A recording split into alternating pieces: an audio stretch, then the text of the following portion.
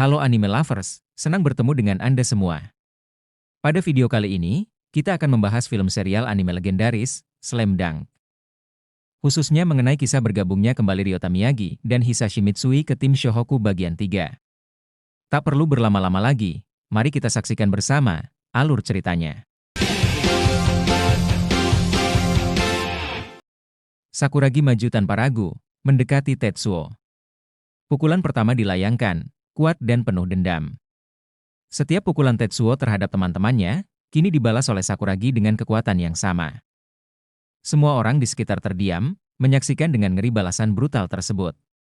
Tetapi, ketika tiba giliran untuk membalas pukulan Tetsuo kepada Rukawa, Sakuragi hanya menyentuhnya dengan lembut, tidak seperti sebelumnya. Tetsuo merasa dilecehkan oleh sikap Sakuragi.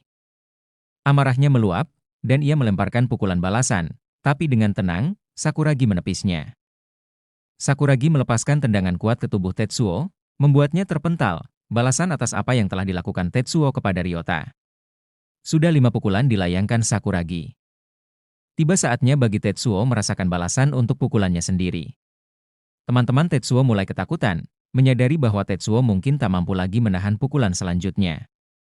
Di sudut lain, Yohei menghampiri Mitsui, menatapnya dengan dingin, mengancam agar tidak kembali ke lapangan basket. Tapi Mitsui, tanpa gentar, justru melayangkan pukulan pertama. Yohei tak tinggal diam. Dengan gerakan cepat, ia membalas pukulan Mitsui bertubi-tubi hingga Mitsui tak mampu bertahan lagi. Saat Yohei hendak memberikan pukulan berikutnya, sebuah tangan ringan menepuk pundaknya. Kogure meminta dengan lembut agar Yohei menghentikan perkelahian. Di tengah hiruk-pikuk itu, Sakuragi masih menyimpan satu pukulan terakhir untuk Tetsuo. Sebuah tendangan keras menghantam wajah Tetsuo, membalas tindakan brutalnya yang mematahkan alat pel. Tetsuo jatuh terkapar di lantai, tak berdaya. Ketika semua tampak selesai, suasana tegang kembali memuncak.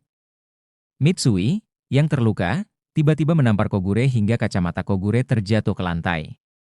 Di sisi lain, teman-teman Tetsuo mulai panik dan berlari menuju pintu keluar. Mereka mencoba membukanya untuk melarikan diri, namun begitu pintu terbuka, mereka terhenti. Rasa takut mereka semakin memuncak saat melihat Akagi, sosok besar dan tinggi, berdiri di depan mereka. Dengan tenang, Akagi masuk, menutup pintu, mencegah guru di luar masuk ke lapangan. Dia kemudian memberitahu guru tersebut bahwa latihan stamina rahasia sedang berlangsung di dalam, sehingga tidak boleh diganggu. Akagi berjalan mendekati Mitsui. Sorot matanya tajam, penuh wibawa. Nori, yang melihat kejadian itu, semakin ketakutan ketika Sakuragi mengatakan bahwa Akagi jauh lebih menakutkan daripada Yohei. Dengan gemetar, Nori mendekati Akagi, memohon agar dia melepaskan Mitsui dan teman-temannya. Akagi hanya menatapnya dingin, lalu dengan suara berat, memerintah mereka untuk melepas sepatu. Tanpa banyak bicara, Nori dan teman-temannya melepaskan sepatu mereka, diikuti oleh Takamiya dan Okusu. Akagi kemudian kembali menatap Mitsui. Dengan tangan besarnya, ia menampar Mitsui berulang kali, membuat semua orang hanya bisa menyaksikan tanpa bisa berbuat apa-apa. Mitsui, yang dulu penuh percaya diri, kini tak berdaya di hadapan Akagi. Semua orang terdiam, hingga Kogure mulai bercerita. Ia mengungkap masa lalu Mitsui, dulu seorang MVP basket regional yang menolak tawaran dari Shoyo, Ryonan, dan Kainan demi bergabung dengan Shohoku karena kekagumannya pada pelatih Anzai. Mitsui kala itu memiliki impian besar untuk membawa Shohoku ke puncak kejuaraan nasional. Setiap kali berlatih, Mitsui selalu menunjukkan semangatnya, terutama dalam kemampuan tembakan 3 angkanya, sementara Akagi, di masa itu, masih belum mampu diandalkan. Mendengar kisah itu, Akagi terlihat semakin marah. Orang-orang mulai berbisik, membicarakan Akagi yang dulu. Tanpa peringatan, Akagi berbalik, menatap Kogure dengan penuh amarah karena mengungkap masa lalunya. Kogure hanya bisa terdiam, merasa sedih melihat bagaimana Mitsui, yang dulu penuh semangat, kini berubah menjadi sosok yang penuh kebencian dan rasa putus asa. Kogure masih teringat jelas masa-masa ketika Mitsui dan Akagi mencapai puncak karir mereka dalam dunia basket. Itu adalah masa yang penuh kegemilangan, saat keduanya berdiri di atas lapangan, saling beradu keterampilan, berusaha keras untuk membawa tim mereka menuju kemenangan nasional. Namun, satu insiden mengubah segalanya. Latihan hari itu dimulai seperti biasa. Mitsui dan Akagi dipilih menjadi lawan dalam pertandingan latihan. Dengan penuh semangat, mereka saling menunjukkan kemampuan terbaik. Mitsui, dengan tembakannya yang hampir sempurna, berhasil memasukkan bola ke dalam ring berulang kali. Akagi, meskipun memiliki kekuatan luar biasa, masih kurang mumpuni dalam tembakan bebas. Namun, pelatih Anzai memiliki keyakinan besar bahwa di masa depan, Akagi akan menjadi pemain yang hebat. Setiap hari, kemampuan Akagi semakin berkembang. Suatu ketika, dalam pertandingan latihan, Akagi mulai mampu menyaingi keterampilan Mitsui. Beberapa kali Akagi berhasil memblokir tembakan Mitsui, dan ini membuat Mitsui semakin kesal. Mitsui memaksa dirinya untuk melewati Akagi, menggunakan kelincahannya untuk menggiring bola dan mencari celah. Namun, di puncak persaingan itu, sesuatu terjadi. Saat Mitsui berhasil melewati Akagi dan bersiap untuk melakukan tembakan, tiba-tiba lututnya terasa nyeri hebat. Dia jatuh, tergeletak di lantai lapangan, merasakan sakit yang luar biasa. Cedera itu parah, dan Mitsui segera dilarikan ke rumah sakit. Beberapa hari kemudian, Kogure menjenguk Mitsui. Di rumah sakit, keduanya berbincang. Kogure bertanya mengapa Mitsui memilih Shohoku daripada sekolah-sekolah besar lainnya seperti Shoyo, Ryonan, atau Kainan. Mitsui tersenyum lemah, lalu bercerita tentang alasannya. Dia memilih Shohoku karena kekagumannya yang mendalam pada pelatih Anzai. Mitsui mengenang saat-saat di mana timnya tertinggal tipis dalam final pertandingan basket yang hampir berakhir. Dalam salah satu upaya terakhirnya, Mitsui terjatuh dan menabrak meja tamu undangan. Rasa sakit menjalar di tubuhnya, dan sejenak, Mitsui hampir menyerah. Namun, di tengah keterpurukan itu, pelatih Anzai datang menghampirinya, memberikan bola dan memberinya dorongan untuk terus berjuang sampai akhir.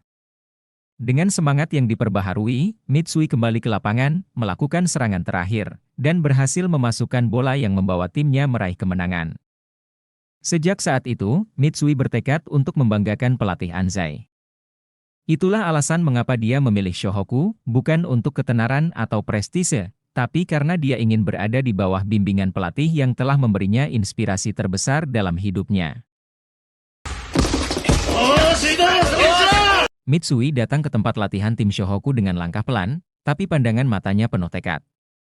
Meski tubuhnya masih dalam masa pemulihan, hati dan pikirannya tak bisa melepaskan basket. Di sana, dokter yang merawatnya memberikan peringatan keras. Ia belum boleh bermain hingga benar-benar sembuh. Dokter memperingatkan, jika ia memaksakan diri, cedera itu bisa bertambah parah, dan waktu penyembuhannya akan semakin lama. Namun, Mitsui terlalu tidak sabar. Diam-diam, ia melanggar larangan dokter. Ia kembali ke lapangan, berlatih sebelum waktunya. Setiap kali bola basket menyentuh tangannya, ia merasa kuat, seperti sudah sembuh sepenuhnya. Kepercayaan dirinya tumbuh, dan ia yakin bisa kembali berlatih dengan tim.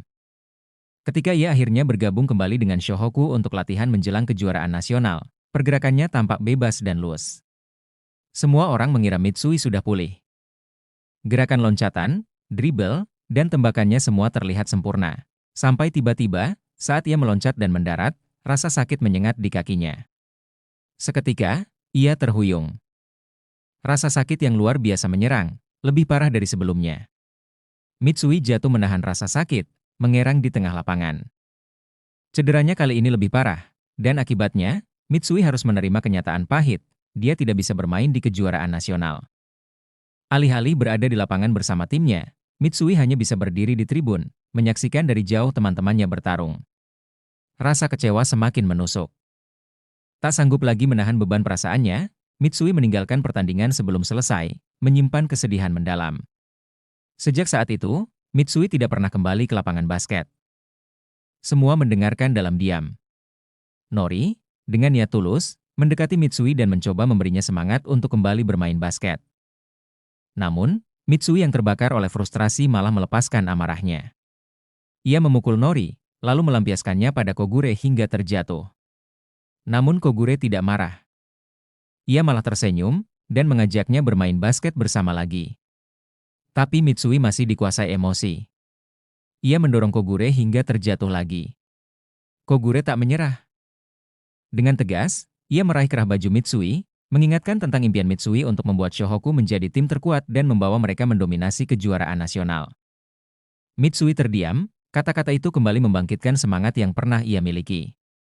Saat itu, pintu lapangan diketuk.